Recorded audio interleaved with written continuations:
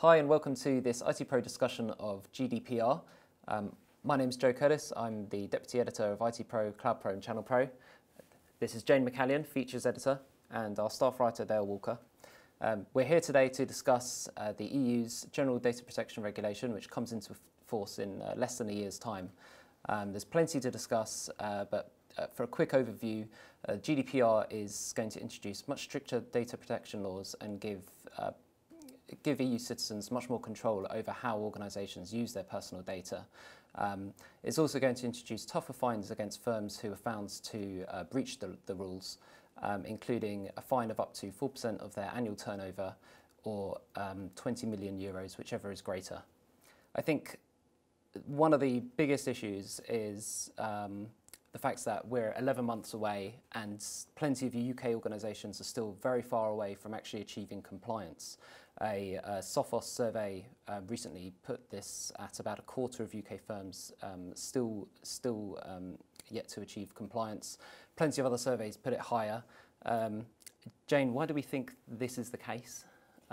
Is there any particular reasons that you can see that's are proving to be big obstacles to compliance? I think there's several things going on really. On the one hand, there's a huge amount of uncertainty over Brexit. The fact is that GDPR comes into force in May 2018, and then less than 12 months later, we probably leave the European Union. And so I think there are people who are thinking, well, if we're not in the EU, then it doesn't matter. But as you said, if you're handling EU resident data, then you have to comply, whether you're an American company, Russian company, Australian company, British company. And I think that is an element of it. Also, I'm not sure how much education has actually been done around it. I think that's also a problem, especially amongst smaller businesses who possibly just don't think it applies to them. So I think, Dale, you were at InfoSec recently and you heard organisations speak with the ICO on stage. What was your sense of how useful firms are finding those guidelines? Yeah, well, like you say, the ICO have published a 12-step program of guidelines. I think the problem is right now that companies are finding them a little bit too ambiguous. Right. They are quite wide-reaching, and they don't. There's certain industries, particularly the financial sector, who feel that the guidelines don't apply to them very much.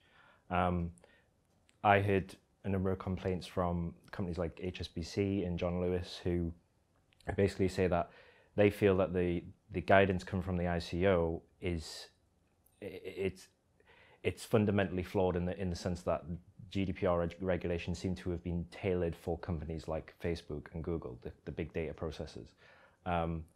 Processing by consent is a nice idea for those sorts of companies, but in the financial sector in particular, processing by consent is not always something that's feasible. Retention of data is also a big problem. So the ICO have given these guidelines around the retention of data, but companies like John Lewis have said, well, if we've got 10-year warranties on a product, how are we supposed to then govern by consent, process by consent when we're having to actually hold on to data? The right to be forgotten rule doesn't apply in those instances, because if someone then requests their data to be deleted, well, by law they have to hold on to that data for the 10-year warranty period. So there's a number of instances where companies are feeling that the guidelines are just far too woolly, and that the ICO aren't updating them enough to kind of provide them with guidance. Yeah, that's a really good point, but encouraging to see that ICO is potentially hinting at some leeway there in terms of how it's going to enforce GDPR. Jane, you mentioned Brexit earlier, so we could be in the position where GDPR applies in the UK for a year, maybe a year and a half.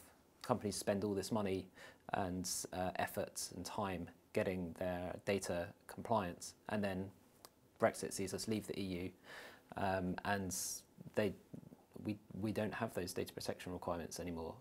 What's the situation there in terms of where does that leave UK firms who, so the day after Brexit takes effect,